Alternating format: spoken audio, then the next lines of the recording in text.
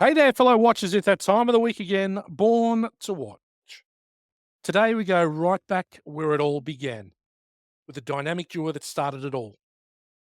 And in a sense of irony that only just dawned on me today, we're doing one of the great 90s buddy cop movies, The Last Boy Scout.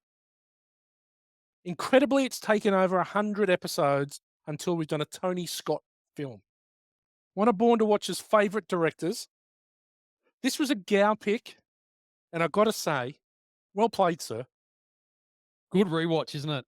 Made a Jeez, lot of fun. yeah, it's a lot of fun. It's a fast movie. It just keeps going. Is it are Hallenbeck and Dix, are they like Riggs and Myrtle? Are they like, whatever their names are in The Nice Guys? Are they Rosewood and Taggart? mate, I've gotta say, it without this movie, this is well, I guess Lethal Weapon's the one that starts the buddy cop movies Yeah. off, especially Shane Black, but I was just hacking all the way through this movie. Yeah, it's a good throwback. She's 91. It's a long time ago, isn't it? Yeah. I had a bit of a throwback weekend. I watched The Breakfast Club this weekend as well. Oh, really? Yeah. What'd you think of that? It's good. It stands the test of time. You should listen to the review that, myself and, Dan and Work Experience Will does, if you Right. haven't listened to it No, I already. haven't. I haven't. Should have a listen to it. Yeah, there's some. I found there was some good things in it, and there was some bits that had dated horrifically. Oh, there's certainly some data stuff, and there's a lot of stuff you can go, "What the hell was that?" What You do you know? think of Bender? Oh, Bender, yeah. He's a little bit over the top He's a cop. in the end, yeah. Yeah. You don't realize that until I rewatch. I think, "Gee, he is full on." So I believe now. Let's stay with me for this, G man, because I'll tell you what we Oh, thought. sorry, but the other one was A Postman Always Rings Twice. Oh yes, I started watching that on the weekend. It's quite a good movie. A little bit slow. The 1981 version okay, with Jack Nicholson and yep, Jessica Lange. okay. I What need to finish that off. what took you to that? It was on. It was on Okay, Fox, and I threw it on. I was like, "It's not a bad movie." 'Cause I never watched it. I always thought about it. I think yeah, I've Pretty not good seen it for a long time. murder mystery sort of flick. Yeah, yeah, I've not seen it for ages. I'll have to revisit it. Worth a look. Worth a look, I reckon. Okay, God, Killing it. We're 2 movies in. we're done. Time to Let's go. do the rank bank. Now, G, if someone was to say to us, who's the Hallenbeck and Jimmy of our relationship, who would it be? Oh, the Hallenbeck Who are you and gonna Jimmy. be? I don't think either of us are Jimmy. No, no. And I think Who's the you're wisecracking grizzled cop? well, I think we both got it in us. Yes. You can handle a hangover as good as Hallenbeck can. Oh, jeez. He really gives it to himself. Well, I don't know if I've ever woken up my car in the suburbs with a dead rat on me. No, mate, Well, you're only young. You're only young. You're only young. Look, he keeps saying he's older. How old do you reckon he is? He's supposed to be. well, he's 91. God, he's wearing a wig. You know, he's got a wig Oh, in the already? movie. That's wig. Yeah. I'm thinking he's 45. Right. So he's just like us, just I hitting think his he's prime. I think Just he's hitting in his prime. he's in his prime, Yeah. 100% in his See. prime. Uh, G-Man, overs and unders, as you said just before, 1991 movie, makes it 33 years old. Wow. Now, I watched this movie a lot in the 90s, Mate, a lot. a lot. Haven't watched and I have watched it probably in the last few years, but haven't watched it a lot since then. So this was actually good to go back because although, like what Morgs would say, I knew exactly what was going on and was anticipating a lot of the lines, I still enjoyed this. I still enjoyed this rewatch. Well, I the same as you. I watched it a lot in the 90s after it came out. I didn't watch it for a long time. I know I watched it maybe 5 years ago, but rewatching it again now was really good because I'd forgotten or didn't remember a lot of the lines in it. Yeah. So it made me chuckle out loud a few times. It was good. I watched it with Megan last night. I said, look, I've got to watch this. Do you want to start watching this? So we got about, if you're not hooked after the start, Yeah. then you're never hooked. No, that's right. And it's normally when we'll watch something with Megan will get up and she'll potter or she'll do something, come back 5 minutes later. But she got up and she said, can you pause that? And so I knew that she was invested, which was good. And she actually enjoyed it, which was good. Well, the start of the movie, it's you don't I remember watching this the first time and you don't know what's going to happen and all of a sudden you're like, "What the fuck?" Like, You don't anticipate You don't that. anticipate that, and then it starts out pretty heavy, and then you get all you need to know about the 2 characters Yeah, pretty much straight away. absolutely. So there's a lot of exploratory stuff done in that first 10 minutes, 15 minutes of the movie. So it would sound like we've got a fairly similar viewing history. Oh, look, I've been low with this. I've set this at 15. Yep. Overs and unders, G for you. I'd be over 15, I'd be 20, I reckon 20 to 25 maybe. Yeah, Uh, this is the kind of movie that you can it's an easy watch. It's an easy rewatch. You yeah, can put it on. There's a lot of stuff happening, a lot of zingers flying around, a lot of bombs going off, yeah, fair bit of yeah. action. So it's an easy watch. It is an easy watch, mate. I think I'm around you. I'd be 25 to 30 times. Okay. I think the three of us, me or Morgs, watched this a lot in the 90s. This was Yep. a very easy go to Yeah, that's with right. nothing going on a Sunday afternoon. Well, before you had to knock off and get your job Mate, done. an hour 45 is an easy investment. Slick, Yeah, slick, very slick. very slick. Okay, well done, G-Man. Why don't you tell us about the Last Boy Scout? Okay. They're two fallen heroes up against the gambling syndicate in pro sports. Everyone had counted them out, but they're about to get back in the game. Do you like that? That's the tagline. That was on the cover. The Last Boy Scout is the Super Bowl of action movies, a flat out blitz of excitement, blow you away special effects, and hilarious gimme five humor set against the world of pro football. Bruce Willis and Damon Wayans star as a seedy detective and a disgraced quarterback, teaming to dodge ambushes, free of one liners, and bust chops. When the going gets tough, they get tougher and funnier. They came to play and to settle a score in this raging fireball where bigger is better, hits are harder, and bad guys end up deader. Deader. Deader. Good way to finish Oh, yeah. good way to finish that.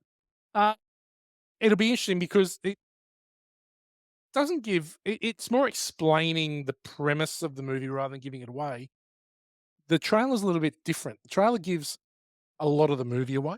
Oh, okay. And in the first I think there's a few things you wanna keep under your sleeves in this film, and I think the start of this movie is the thing you wanna keep under your sleeve a little bit.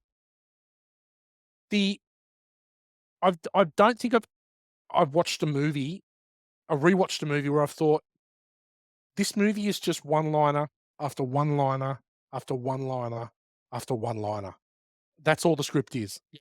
It's just a statement and a retort, and it made me chuckle, thinking, I think I might be able to write a script like this." There's a lot of good one-liners in there, and we'll get to that, but Bruce Willis as the wisecracking grizzled guy, Yeah, and Damon Wayans with a bit of comedic talent really go together well, and they all hated each other, and they hated each other. and they all hated each other, and you can't tell.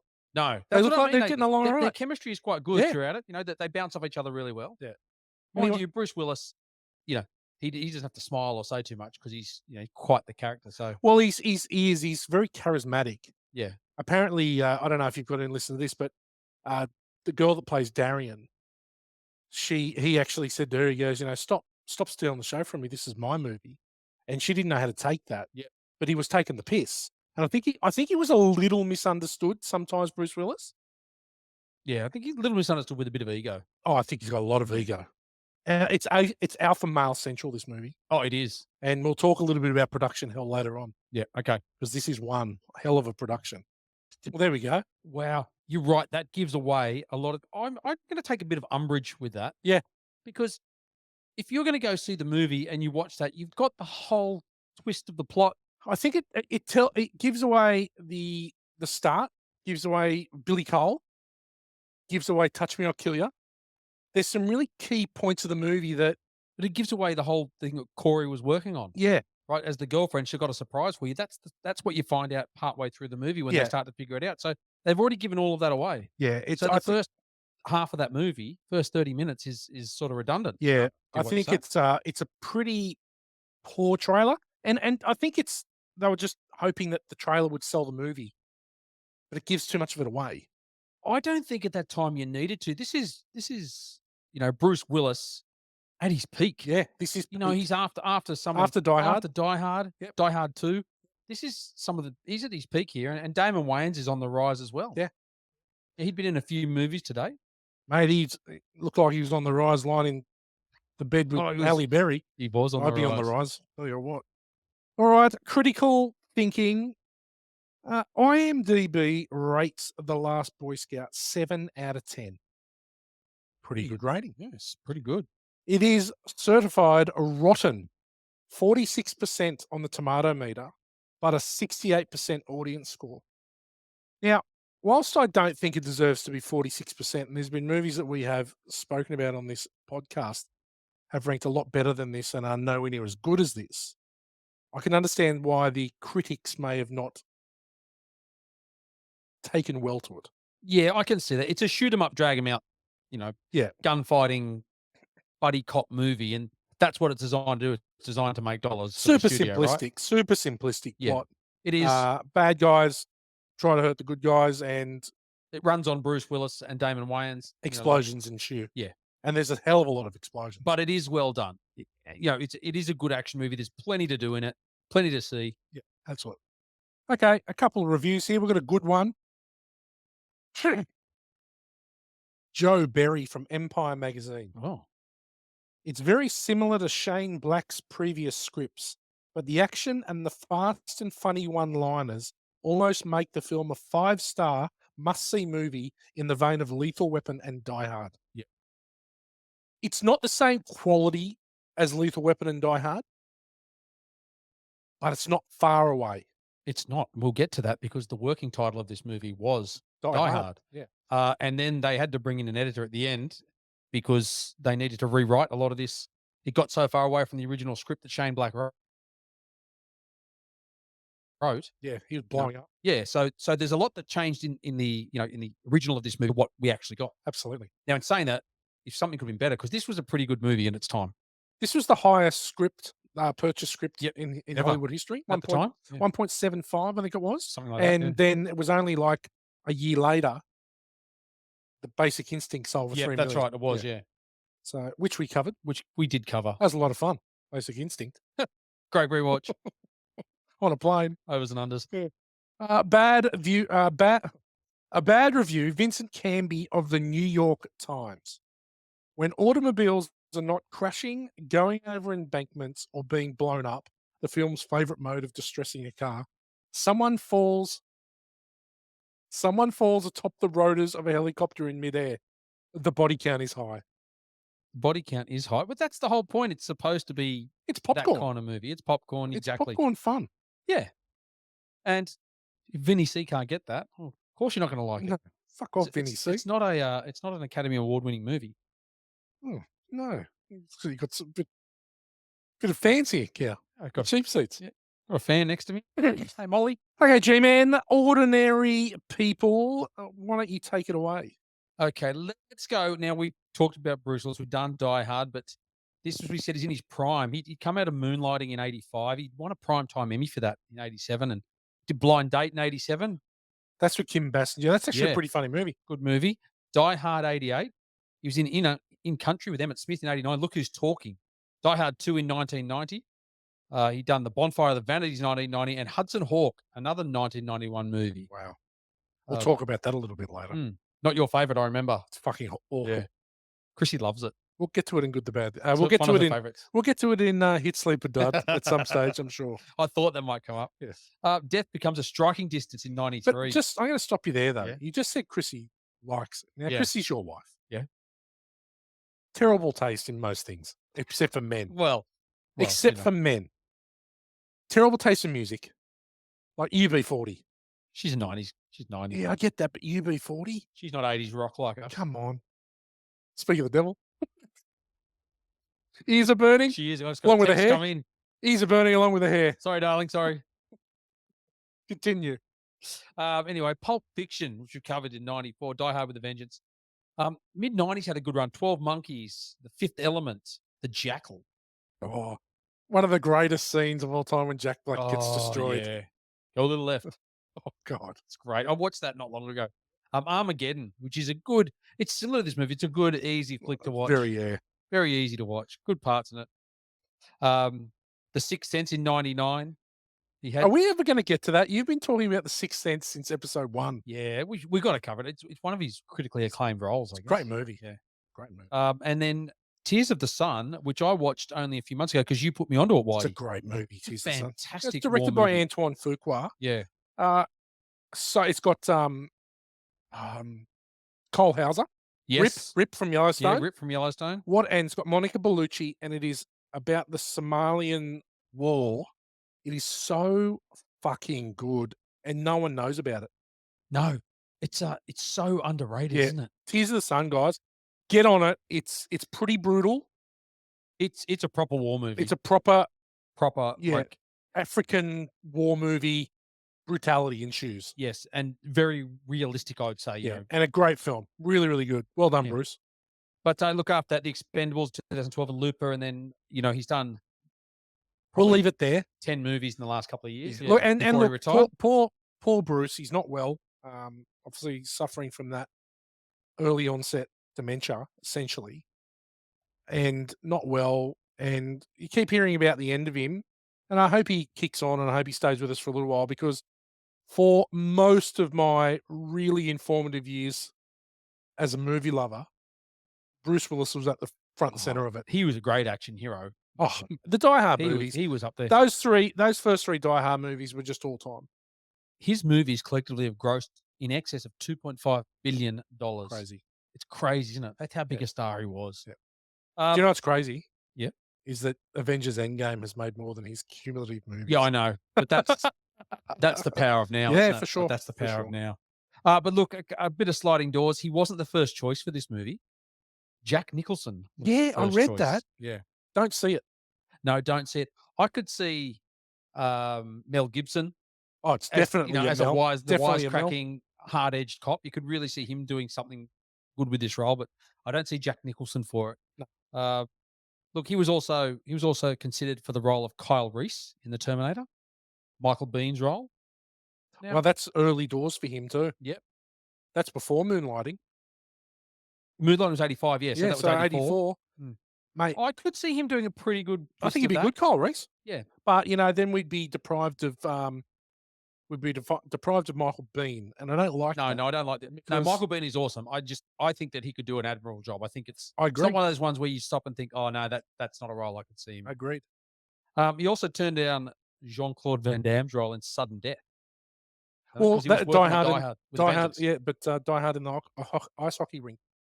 Yes, kind of. It's bad sudden deaths, I've got to say, for a John Claude Van Damme Yeah, movie. yeah, not bad. Might be better than Kickboxer, which wouldn't be It's hard. not hard.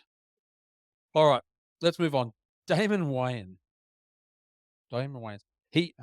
So all right, let's move on. Damon Wayans. Now, one of his early roles in a movie we've covered. In a movie he's the banana guy The Banana in Man. Beverly Hills Cop. He is. Yes. That's his role. So good. That's great. So good. He was in Roxanne in '87 as Jerry. He was T-Bone in Colors in '88. Now there's a good movie. We've it's I reckon it wouldn't have aged particularly well, but No. it's definitely on the radar for Born to Watch. That Yeah. was a big movie for Oh, us. big, yeah. Yeah, that was a really, really big movie at Big the time. movie for us. It reminds me of Boys in the Hood, which I watched on the weekend I watched it again on too. Friday night. It Yeah. was on Foxtel. Yep, yep. Geez, Yeah. that's a powerful movie too. That was John Singleton's first movie. I listened to a podcast last week about Boys in the Hood, and it was his first movie. And it blew everyone away, regardless of the color of their skin. They were concerned because it was a black director, black writer, and it was a black story, and there were no white people in the movie, and they were super concerned, obviously back in the day, that it wouldn't sell. But what they had forgot that a good percentage of of people buying movie tickets were black, Yeah. and that movie just crushed it. Yeah, it's so powerful because has that hint of realism or that truth in it. Yeah. And once I remember watching that and thinking, wow, that's a crazy way of life because we grew up on the northern beaches of Sydney where, we don't have that do kind of thing. There's not guns and gang violence, Do you know as what? such. Do you know what took me this time with that movie was the helicopters. Yeah. Every Just scene, everywhere, yeah. every scene in that movie, essentially, almost every scene, you can hear a helicopter, Yep. especially at night. And what about when, like the girl's just sitting there doing her homework and then the guns ring out, and Yeah. she jumps and then she Scary, just man. sighs because that's just normal. It's different normal life, just a different world. It reminds me a little bit too of Once Were Warriors. You walk out going, wow, that's a different Yeah. God, lifestyle. we were lucky on the Yeah. Badlands and Northern Oh, Beaches, yeah. Well, weren't we we? had some bad stuff going on around there, We yeah. didn't live in Narrabeen, so it was It only was 10 sort of minutes down the road when shit got real. just look down from the hill. That's it. Um, anyway, moving on. He was in Earth Girls Are Easy. Obviously, he was in Living Color with his brother Kenan Ivory Wayans and Jim Carrey, and that was what really got him going. That was in 1990 to 1994, and then he had this role after that, or during that, sorry, I should say. He was in Mo Money in Yep. '92. He was Major Payne in '95. Have you watched that? It's annoying. Oh, it's annoying, all It's right. annoying. Oh, yeah. He was in The Great White Hype. I was, and that's with Peter Berg. I was Yeah. really pumped. I was very disappointed in that movie. I was really, really pumped for that and really disappointed. Would you say you were hyped? I was super hyped for it. I was the Great White hyped, Yeah, you were The Great and White Hype. it was the Great White letdown. James the Grim Reaper Roper. Yeah, it Yeah. was, I remember the same thing, thinking, "This is gonna be great," Yeah, and it wasn't quite living up to the. disappointed. Apart from that, he's done TV series after that. He's in My Wife and Kids. He did 123 episodes of that in the mid noughties, and he was in the Lethal Weapon TV show. Getting back to that, he played Roger He Murtaugh for plays 55 Mozart. Yeah, percent. Yeah. yeah. That was written by Shane Black as well. Yep. Yep. Terrible. Um, Now, funnily enough, we talk about Mel Gibson. He was considered for the role of Jimmy Dix. Wow. So could you imagine Mel Wow. Gibson And Bruce and Willis. Bruce Willis? That would have been massive in the Yeah. day. Yeah. Well, they were two heavy stars Yeah. at that stage. Yeah. Okay, moving on. Chelsea Field. Now, Ah, yep. she plays the wife. Now, her first role was something we all watched on a Sunday arvo. This will be good. She was a solid gold dancer. Really? Yeah. Yeah.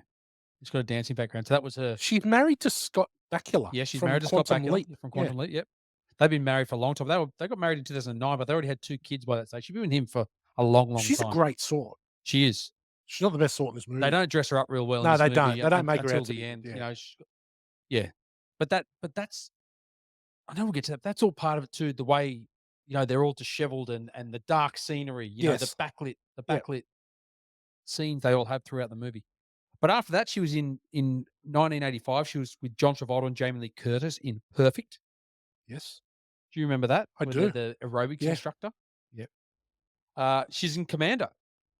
She Yep. was the flight attendant She's the in flight Commando. attendant in Commando, Yep, yes. on the Western. Yep. She's probably most known for her role in Masters of the Universe in '87. She played Teela You should have played Teela. It's a with bad Dolph movie. Lundgren. Yeah, bad movie. She was in Harley Davidson, The Marlboro Man in '91 as well. She played Virginia Slim. And then she was in the after that she was in the critically acclaimed Flipper Oh, '96 with that's with Hogs, and also Elijah Wood. Elijah Wood, Yeah, yeah. yeah, yeah. And most recently has been in NCIS New Orleans that finished in 2021. She did a few episodes of that. Moving on, Chelsea Field. Chelsea Field. Now, I've got phone.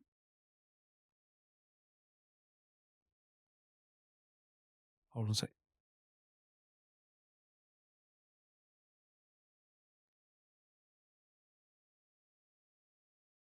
Now, moving on, we've got Noble Willingham.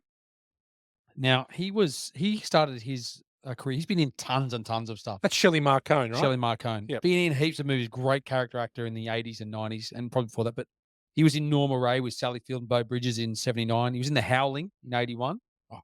The Howling's a great movie. Yeah. Really good. Heaps and heaps of TV, one off TV, 1 and 2 off TVs after that. La Bomba in '87. Good Morning Vietnam. He played General Taylor. He was in City Slickers. Yep. In '91, as well as The Last Boy Scout. He was in Ace Ventura. He was Riddle in Ace Ventura. And then after that, he did 155 episodes of Walker, Texas Ranger Wow. With Chuck. with Chuck. His last film appearance was in a movie called Blind Horizon in 2003, which was with Val Kilmer. That was released posthumously. He passed away in 2002. Okay.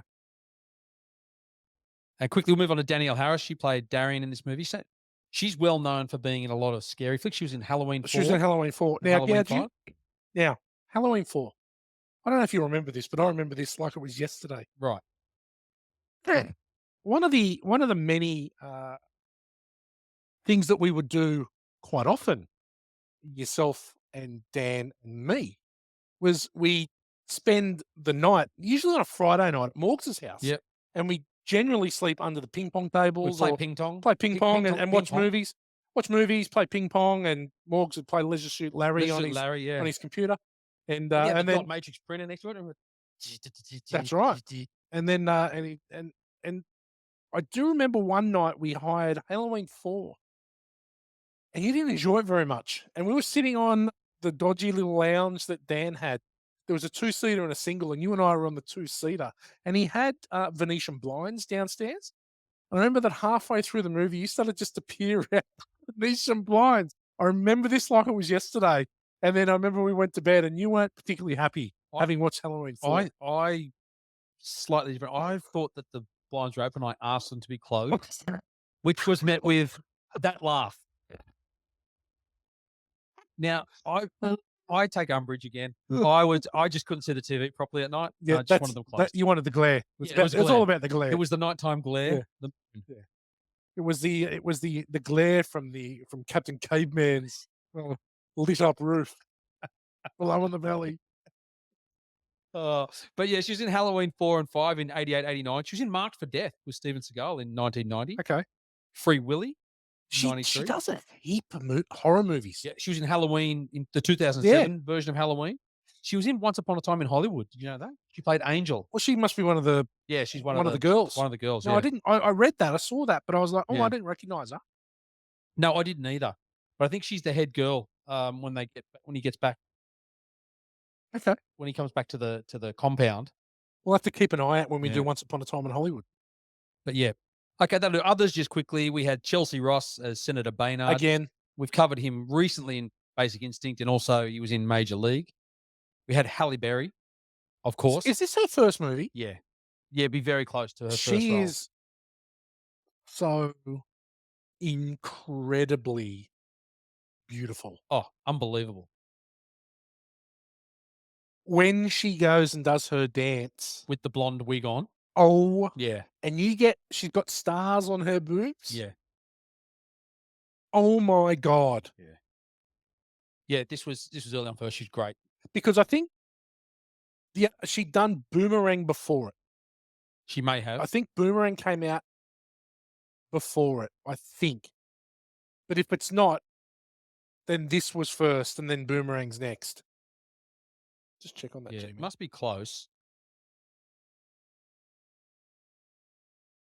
I think Boomerang is got maybe it's 93 Boomerang or 92.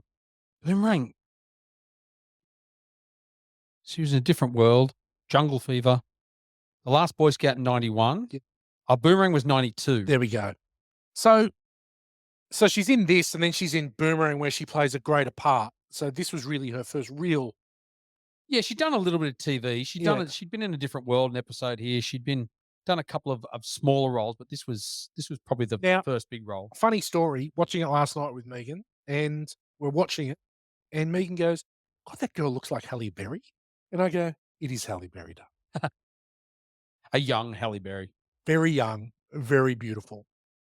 And look, the only other one that of note that I had there was Kim Coates, who is Yes. he played Chet, who got his nose put through his brain. Yep. He's He's from Sons of Anarchy. Pig on Tig, Sons of Anarchy. that's it. Looks a lot like a great fan of the show, one Anthony Meehan. Very similar. Very similar, especially with that young blonde curly do. Yeah. Him, if you put Anthony, Kim Coates, and Robin Williams in a lineup, you cannot pick them Tell 'em apart. apart. Cannot tell them apart. Like twins. All right, well, let's go on. We'll get to the gross of this. Can I stop you there? Yeah, go.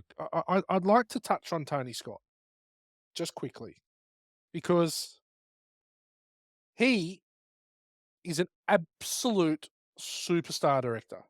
Obviously, brother to Ridley Scott, and completely different in his, I guess, mindset and beliefs of film.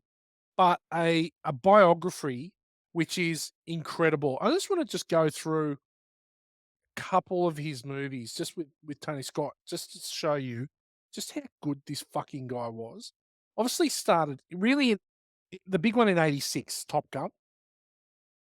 But some of the movies that he did over that time are just incredible. And just bear with me while bring them up. What a movie to start. I mean, he'd had a few smaller things before that, but Top Gun, wow. Top Gun, what a start. My So god. he blows in. He did the Hunger, which was good as well, but like really 86 and you've got Top Gun. Then you go 87 is Beverly Hills Cop 2. 90 Revenge with Costner. 90 Days of Thunder. Good movie. 91 Last Boy Scout. 93 True Romance. Incredible movie. Quentin Tarantino script. 95 could be the best submarine movie ever, Crimson Tide. Yeah. The Fan is not great, but 98 Enemy of the State is a great I movie. didn't mind the fan was okay. Fan's okay. Yeah, It's it's not Robert De great, but Niro, Wesley Snipes. but geez, Enemy of the Estate was big in its time, wasn't it, Mate, in Enemy of the '98? State's a great movie. You And know, that's Will Smith, Will Smith, hitting his straps. Yeah, that absolutely. that was such a cool way of, the new technology coming in and how it was Big Brother was, 100%. covering everyone. 100%. The underrated 2001 Spy Game with Yep. Brad Pitt, which is I love it. Yeah, It's a good great movie. movie. Is that Robert Redford? Yeah, Rob Redford Oh, plays the yeah. handler, The and Handler, that's right. Brad Pitt's the spy. It's great. So It's a good when he really good sends movie. him up to the Yeah, to and the it's all ladies' room, and yeah, then he walks out with a cup of it's tea. just so good. '04, you've got Man on Fire with Denzel, which is incredible. Yeah. Uh, you've got other movies like Domino. A really underrated one is Deja Vu. '06 with Denzel again. And then he finishes his last movie that he directs before he takes his own life. 2010's Unstoppable with Denzel Washington and Chris Pine about the train that's the runaway train is fucking great. Yeah. Really, really good. So you've got But you've also got the other Denzel movie, They're Taking a Pelham 1, 2, 3, the yep, remake. yep. So you've got Denzel and John Travolta. He was a big Denzel guy. Yeah. There's no doubt. But it's yeah, so Tony Scott, just an absolute cracker. Yeah. Fantastic. Yeah. That's a really good back catalogue there, isn't it? Great director. A big born to watch favourite. Anyway, G man, sorry to butt in there. You can talk about the gross and stuff. All right, let's get back. So the gross of this movie, it made 59.5 million worldwide on a budget of 43 million. So made its money back. Made them Probably 11 or 12 million. probably with a bit of marketing, it's probably losing a bit of money. Yeah, look, opening weekend it did 7.9 million, opened in about 1,800 odd theaters across the US. Yep. So look, not a superstar movie, but certainly something they banked on. Yep. They made bank, bro. Made bank.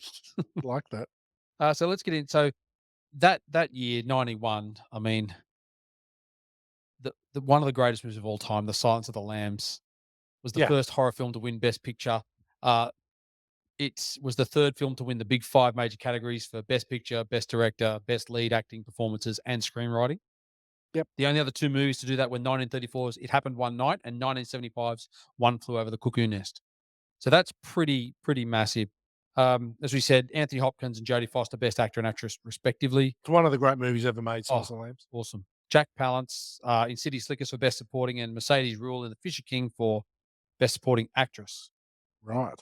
So that put The Last Boy Scout in at 59 million. That was number 24 for the year. Okay. Now, the top five of the year, one of the biggest movies of all time, Terminator 2. What a fucking movie. I get 515 million. that's another one I can't believe we haven't done a Terminator yet. They've got to No. be coming soon. Yeah, they do.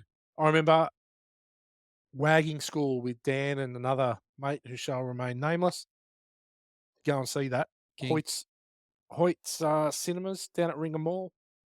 Wag school. Do you remember the build up to that movie, the Guns N' Roses, You like, could be mine. all of that, Use Your Illusion 1 Yeah, and 2? yeah. Like, that was so big. That was the Massive. biggest marketing I think I've ever Massive. seen of a movie. What a movie. And did not disappoint. Didn't James disappoint. Cameron just absolutely crushing it. And it could have disappointed because the first was so good, Mate. right? But it just added to that. I mean, and the special effects, the cyborgs, like, Yeah. all of it. Unbelievable. Great movie. Beauty of the Beast came in at number 2. I'll have to take your word for that on that one. I didn't get that to that.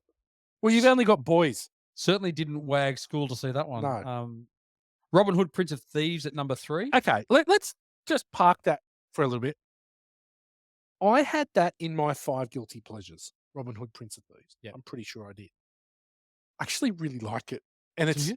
pretty bad.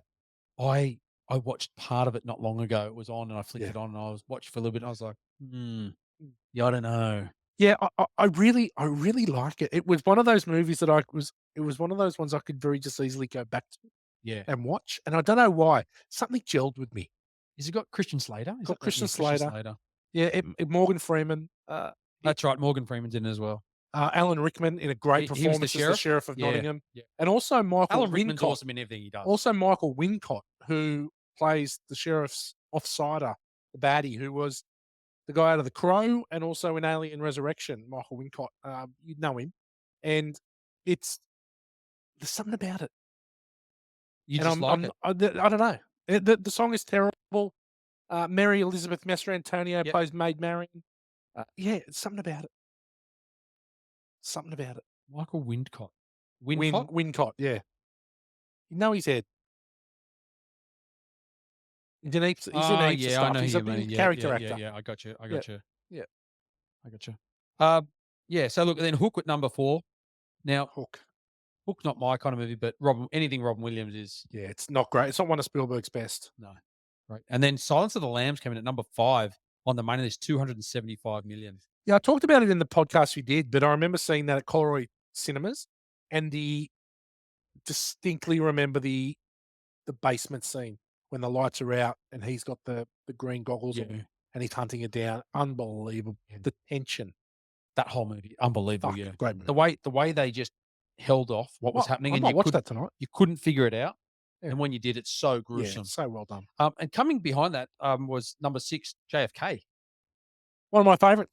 Yeah, One of my favorite 205 movies. which and it's so, like, so well renowned that it's funny that there's a couple of movies above that I wouldn't have picked would be above that. Super polarizing JFK, but Yeah. you cannot deny the performances in that film and just the fact that it got made because it's so divisive. Yeah. But if you've not seen JFK, Oliver Stone's JFK, you've been living under a rock. Go and watch it. 3 hours. 3 hours? Yeah, 3 Yeah. hours, and it's worth every Invest your minute. time. It's worth Yeah. every 180 of the minutes. Okay. That's it. We'll get into the good, the bad, the hit, sleeper, dud. Before we do that, 2 awards. 2 awards? 2 Yes, awards. had 2 awards. 2 nominations. Didn't win anything, but 2 nominations. The 1992 nominee MTV Movie Awards for Best On-Screen Duo, Damon Wayans Yeah. and Bruce Willis, and Best Action Sequence for the helicopter blade sequence. Yeah. You gotta love a good Mate, it's so good. chopper blade. Megan screamed. Oh, She's like, really? "What?" She didn't realize what was coming. I'd go, "Oh, she's gonna love And this." the blood sort of splatters, and Yeah. Move on. they just move on. Move on. And then they just let them go too. Everyone just moves on. "Oh, we'll just go to the car park now." There's a lot to be said about that whole sequence. whole We'll wind-up. talk about that in Good, the Bad, the Ugly. Yeah, I'm we sure will. we will. There's a few things to talk about. Good throw though, Gow, to 1991 hit sleeper dud and swinger. And G-Man, you've got the hit for this year. What's your choice? Now, there's a few on the list we could have looked at. Could have looked at JFK. Could have looked at some of those ones we've already talked about. I went for something because we've talked about quite a few 1991 movies. Here we before. have. I went with something that I haven't watched in a long time, but I really liked when it came out. It was Cape Fear. Good choice. Yeah. Now, Marty Scorsese, Marty Scorsese, Nick Nolte, Nick Nolte, De Niro, Juliette Lewis, those two were both nominated for Oscars. Jessica Lange. Jessica Lange. Juliette Lewis plays a very interesting character, the Yeah. daughter. She's a bit annoying. She's played that role a few times. There's a few different Yeah. roles, but I thought she's very good. I thought all of them were really good in this. Like it's a thriller, and Good movie. it's a remake of the Gregory Peck and Robert Mitchum 1962 movie. But I think it was fantastic. Well, Robert Mitchum is Robert Mitchum in it? Yeah, I think Robert Mitchum he's in this one too. He's in the 91 version. He is. He came back and reprised Yeah, a role. yeah. Yeah, you're right. Gregory, But yeah, Gregory Peck had passed, but Robert Mitchum was still battling on. Just because we've been through some of those bigger ones, I really thought that was a hit that year. I remember watching Great that movie. thinking, wow, Max Cady. on the edge of your seat. Yeah, and some of the brutal stuff that goes on in there. And again, and we talk about last week we talked a lot about Family Guy taking the piss of Empire Strikes Back, but the Simpsons, their Cape Fear episode, of Yes. Simpsons, Yeah, that's really with good. Sideshow Bob, and it's like, and Homer's they're going to go into witness protection, and they're going to call. He goes, "Okay, so your name is going to be Homer Thompson," and he's like, "So when I say hello, Mr. Thompson, you say hello." And so then it cuts back to he goes, "Okay, when I say hello, Mr. Thompson, and I kick your foot, you then answer me." And then he does it. He goes, "I think he's talking to you." It's one So of the good. best. It So is good. one of the best. Good call, Go Gout. My sleeper, FX2. Oh, okay. Brian Brown, Brian Dennehy, Rachel Tickteen. Now, FX1 was great. FX2 is just as good. Brian Brown plays a special effects man, helps his girlfriend's ex, a cop, with a sting operation where the ex gets killed. Something's off, and he investigates with the help of his ex cop PI friend, who's Brian Denny. Now, sounds very similar to FX1 because it's exactly the same, Yeah. but they're both great movies. And Brian Brown, making his way in Hollywood. Not long he becomes Coughlin's Law, or maybe earlier. 89 was Cocktail, I think. 89, 89, yeah, I think 89. Yep. 89 might have been Cocktail. 88, 89. It was So somewhere he around there. does Coughlin's Law, but like he's becoming a bit of a player in Hollywood, old Brian. Yeah, God, he's a good actor. And do you know what I love about him? No fucking around with the accent. He's just an Aussie. Yeah. Bog standard Aussie. I don't think he could do an American accent, Brian Brown. I'd be No. poor. No, but he's just such a good, Like him. yeah, great actor. Like Great him. actor. Okay. And G Man, you've got a dud. Look, I just think you've missed a bit of a hit there with the sleeper. Okay. The Commitments is a great movie. I had that, but Mate. you missed Jeff Speakman. The perfect The weapon. Perfect Weapon. Came in number 86 for the year, 14 million. Cracker of a movie. God, Well, I mate, haven't watched that in a long I've time. still got the swinger, so you don't know. Oh, You don't know. okay, You don't know. sorry. Well, you don't know. You don't know. I may have gone too early there. Yeah. Look, in this year, there's quite a few remakes or second happenings like Highlander 2, The Quickening. Yep. Oh, Uh, that's a bad movie. yeah, The Neverending Story 2, The Next That's a bad Chapter, movie. Child's Play 3. There's a few there that aren't real good, but the one that got me was The Return to the Blue Lagoon. Now that's Mila Jovovich. Mila Jovovich, Who's the bloke? Brian Krause, Okay. Krause, You went on BK. you went on to know that nothing. Yeah, he killed it later on. No, I just I watched that movie a lot as a kid. The Blue Lagoon? The Blue Lagoon. Well, of course you did. It was child porn. Brian Krause actually was in Charmed. Okay. He was Leo in Charmed. Did Alright. that for 6 or 7 years. Wow. But yeah, really, really good movie. Brooke Shields, Christopher Atkins? Christopher Atkins. Yeah. And I just remember it being like such a good watch. And then to try and remake that, how do you like? Yeah. And they've literally just It's had the same story Yeah. with two different people. So Mila Jovovich would have been young too. yeah, she would have been young. 91, yeah. She would have been super young. But yeah, that's my dud for the year. That's a good call. And I'm gonna see your dud. I'm Oh, gonna go another dud with my swinger. And we've already mentioned it. Hudson Hawk. yes, I knew you One were of the going. shittest movies ever made. Bruce Willis goes from the penthouse to the outhouse pretty quickly. Bruce Willis, Danny Aiello, and Andy McDowell. A cat burglar is forced to steal Da Vinci works of art for a world domination plot. It is so bad, this movie. There is one funny scene where there's a dog catches the tennis ball and gets pushed. It goes to jump to catch the tennis ball and ends up going out the window. That's about the only funny thing in the movie. It is so fucking terrible. What's the song? I don't know. What's the kid? I have blanked The this one movie. of the moonbeam. I don't know. I don't It'll know. come to me because they sing the song when they're doing the robbery, and that's about the moonbeam. It's horrendous. Listeners, if you can pick up, Someone let us know someone what let the us know. song is, please, because it's terrible. Anyway, that's it for Hit Sleeper Dud. Well done, G-Man. Question time. We're motoring along now. A few questions here for us. I'll get there eventually when I find them. Okay, G, would you pay $650 for a pair of pants? There's no chance, mate. I've seen your wardrobe. The whole cumulative total is not $650. They don't make a $650 pair of Botany Bay traders, which I was You might buy a Ni- $650. 91, 92 with the Botany Bays. Yep. So they were right around that time. No, not $650. Yeah, God. That is ridiculous. It's extravagant. For the 1990, early 1990s. What are your thoughts on leather pants in general? Not for me. Mate, my They're not for cags me. would be horrific. Yeah. Can you imagine Morgs in a pair of leather pants? I always just laugh at the episode of Friends when Ross wears them. Remember he goes to the girl's house He and does too. he sweats up and he can't get them back on. These Yeah. in the bathroom with all the With the towel. towel on it, the pants back on. Okay. So your best mate boning your missus. Surely it's more than a one-punch retribution. Yeah, head or gut seems a bit light. And then Doesn't it? he's like, "Oh, I'll take the money." Like, I found flog him. Yeah, I think I mean, Bruce Willis in this movie or, Joe Hallenbeck takes everything in his stride, doesn't he? The punches to the face, Mate, he's you the know, toughest guy on planet he Earth. just doesn't react to anything, and I think that's Yeah. part of the character, like, he obviously hates it, but he even said, like, later on, he said, "I suspected," Yeah. but, you know, I just don't get, and it was in my bad, but I got a few in there, that why Mike Matthews, his mate, rings him and goes, "Oh, you're back from Vegas? Oh, you're at your office? Oh, I won't leave the house now then where I Yeah, am oh, phoning shit, your missus." Joe's back. Yeah, you think you go, "Oh, he's actually back. I thought you were coming back tomorrow." "No, I got back today. I'm at the office." "Well, I better get out of your house." Instead, he stays and has a shower. She must be good.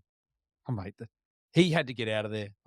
Chelsea must be good. Yeah, Chelsea was giving it all up. Oh, Sarah. Uh, so did Billy Cole go a little too far? Did he need to shoot everyone to make the point, or could he have just shot himself? He was so he's off his head. He's on He's PCP. on the PCP. Yeah, he's off his head. The angel dust. He takes some tablets as well before he goes out. They're saying he's on. Shirley Marcone says later, well, that he was on PCP. Yeah. He's obviously been blackmailed by Milo, but shooting everyone, then shooting himself, isn't making enough of a statement. Is just Well, shoot yourself. I had a little bit more of an issue with the fact that he's having the game of his life, Yeah, and then he gets thrown the pass. Then he has to bump off 2 tacklers. Now, in when we watch the trailer, you just see him like he catches the ball and he runs, he takes the gun out and shoots the guy in front yeah. of him. But in the movie, he bumps off. So I was like, it's a little bit too far fetched. I mean, he's got a gun in But his pants. How long is that going to stay for if they tackle him? Or yeah, why would he just get the gun out and shoot straight away? yeah. But not only that, he bumps off 2 tacklers.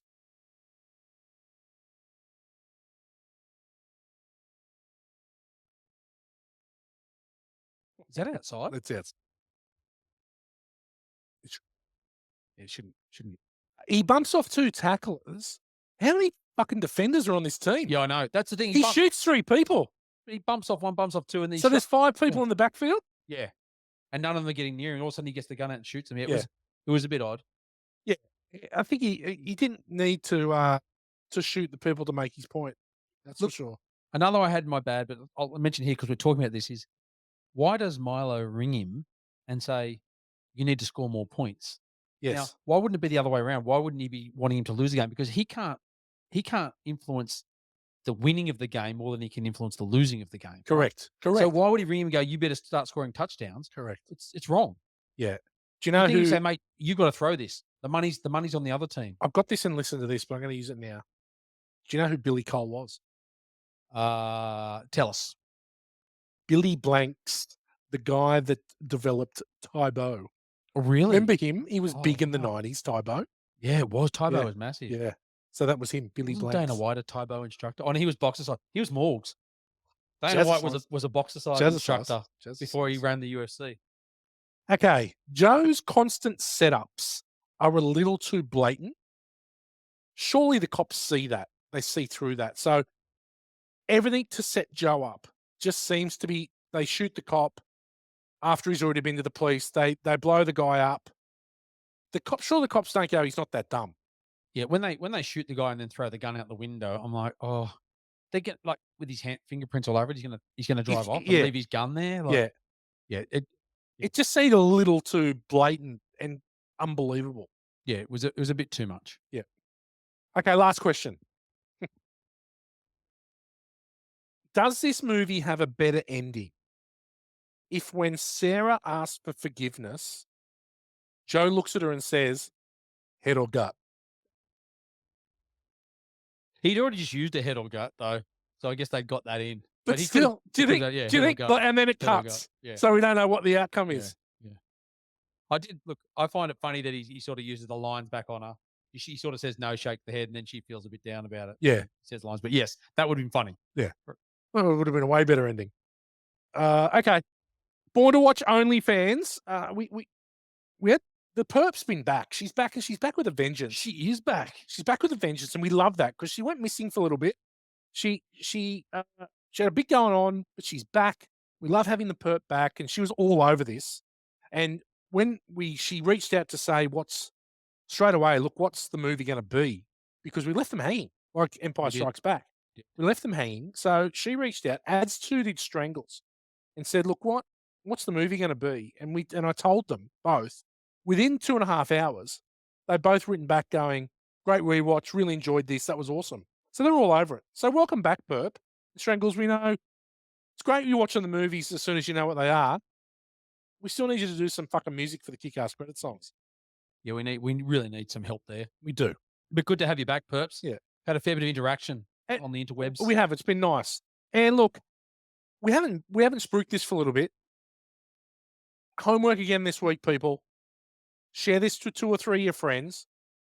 Let's get some reviews on Apple. Let's get some 5-star ratings on Spotify. It makes a massive difference to how many people actually get to see the podcast in their feeds. So please, a little bit of homework. We don't ask much. Actually, we don't ask anything apart from the fact that just listen. Share to your friends. We don't care. Enemies, friends, whoever. Let's build this community. Out. The Gage Roads Brew Company. Good, the bad, the ugly. Now, G-Man, it's a long weekend. It's been a long weekend here in Queensland. Yes. Did you partake in any of the sponsors' products? I may have partaken in a single fin and a hazy as. Today I was thinking about having a Yeah Boy, which is the non-alcoholic. Oh, yeah, right. Yeah, okay. But yeah, I haven't tried the Yeah Boy yet. I No, I haven't tried it. got to give it a crack. Yeah. Well, we're not going to give one a crack tonight, but But yes, listen, I love a single fin. Their their hazy is really good. well, It's I know it's you really enjoy the hazy, as I haven't seen any of them. You wouldn't drink the hazy. It's very fruity, I wouldn't drink the hazy. seeing as you don't drink it anyway. But Well, I've got a beer here. Would you like the beer? well, you, Should we have? I tell you what I'll do, people. are you gonna have a Yeah Boy? I tell you what I'm going to do. This is what I'm going to do for our sponsors of the show. I'm going to have a beer. Whoa! I'm going to have a beer with a G-Man. We're going to have one of our great sponsors' beers. Sure, G-Man will have a single fin. Can I get a hazy as? Well, I'll give you one if I had any. I'll give you a single fin, and I'm going to have an airtime. Yeah, airtime the lager. Okay, so we're just going to hold it here. I'll go grab us a beer. Sweet. I was trying to think. Don't like. Oh, it's okay, but I'm not a big lager guy. It's lager, lager, lager.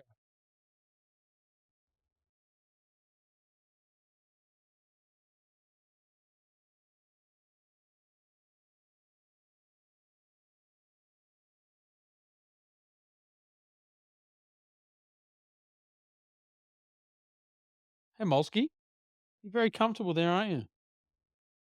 Airtime. Why don't you have a Yeah Boy? If you don't want to, if you're going to drink beer.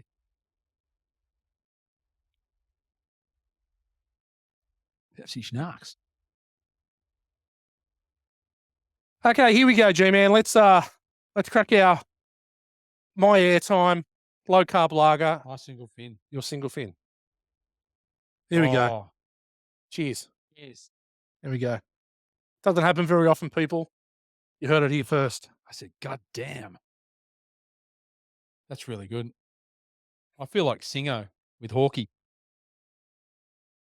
That's all right. It's light. It's light. I feel like Singo and Hawkey. You got Hawkey back on the I've got piss. Whitey back on the Morks is going to piss. be very, very disappointed. Filthy. You're going to be very disappointed. Okay, the good, the bad, the ugly, brought to you by Gage Roads Brew Company. Let's slip straight into the good, G-Man. What have you got? Okay, for good, I've got Bruce Willis. This role we talked about earlier is made for him with that laid back, sarcastic humor. Lots of one liners flying around. He got that brooding, tough guy, rolled down pat, very similar to Die Hard. A little bit hard, or obviously a lot more harder edged in this, but just the right amount for me. Just plays that really well. I reckon this is John McClane if he doesn't get back together with his missus at the end of Die Hard. Yeah. This is John McClane if he got fired from his job as a New York cop. Broken. Yeah. But just to see, at the start that he's obviously not in a great spot and he obviously doesn't care too much, but he's still got that underlying good guy, the stand-up guy. I mean, we He's got find out his morals, we right? find out that his hero's in his house, and he finds him snorting up in the bathroom, Yeah, he's not like doesn't and like he kicks him out, and then Darian says, "Oh, he's his hero." Yeah. So you sort of see that he's got those morals. He's that good guy who's just had enough or let it go. Um, and moving on to that, the dialogue between we talked earlier between him and Damon Wayans is really good. Their sparring back and forth is great. There's some really good one-liners between them. The other good I had was Halle Berry in general. It's great to superb. have Halle Berry in the movie. The other, which is you might have it in bad, I have it in good, is Jimmy Dix's hat choices. Oh, you're right. I've got it in bad. The original leather beret tail Fucking hat terrible. thing, and Terrible. then to the red bucket hat. Terrible. Yeah, terrible, both of them. So bad that it's good. I could imagine Morgs getting around up at Taunton I'm on a surprised Friday night with I'm that. surprised Morgs doesn't have one of the leather berets, to be honest. He might, mate. He might get it up to Wantanari. Morgs sucks. Uh, I love how he catches the punch sitting down. Yeah. That just also cements to us that he's not to be taken Yeah. easily. Yeah. He's a Don't force fuck to be with him. reckoned with. Yeah. The blades, the chop of death we talked about, Yeah. fantastic. And then the opening scene we talked about as well. Yep. The other one I had was the start of the movie, the intro for the footy. Mate, Friday night's a great night for football. Maybe that's what we need to have for Born to Watch. Yeah, why not? Monday night's a great night for podcast. Yeah, definitely. And what about Bill Medley singing the song? That's Bill Medley Is it from Bill Medley? yeah, from Dirty Dancing. From I've had the time of my life. Yeah. Yeah, great song. Yep. Loved it. There's a feeling in the air. I can know the end of the night. So good. You got a lot of my goods, Cow. Covered them. Okay. What else you got? I got a very, very slick 105 minutes. 145? No, it's an hour 45, 105 Oh, minutes. 105 minutes. Sorry. Yes. 105 minutes. Very, very slick. Didn't feel it. And it was funny. We paused for one of Megan's many stoppages through the movie. And she said, "How long's that to go?" And I said, 58 minutes. And that went through in the blink of an eye. Yeah. It does, because there's never a dull moment in this No. movie. There's no slowdown. Yeah. I've got you, Jim, man. I've got Friday night's a great night for football. The shot, the start, the open is. If you're not hooked in the first 7 minutes, then you're never going to be hooked. No. No one does hungover better than Bruce Willis. He does it in Die Hard with a Vengeance as well. Yep. Where he's got the butcher board on when he has to go and stand in Harlem and he's hungover. What was he doing to be in a suburban neighborhood? Well, that's his office. He's parked outside of his office. Oh, is he? Yeah, because he comes out back into his car. So he goes into the office, and so okay. he's sleeping outside. He goes, "I slept at the office." Why He didn't he quite- sleep in the office? I know he didn't quite make it to the office. He must have been blind, But do you reckon he's driven there and just fallen asleep in the car? maybe I because he's in the front seat too. Yeah, I found it odd when he gets out and he goes to the office. Like, why wouldn't you just sleep on your Yeah, couch? I in agree. there? I agree. Good detective, even hungover. Who's the guy in the closet? Yeah. I just love how he puts that piece together. But you see him looking right, and you see He's the like, toilet, something's as soon odd as he here. sees the toilet seat up. Yeah. Then he notices the shower, Yeah, and it's noticed as a hair's and then he's dry. looking at hair. He's Yeah. like, he's a good Yeah, detective. he's good. Mate, you nailed him one. Halle Berry, stunning. The Corey shootout.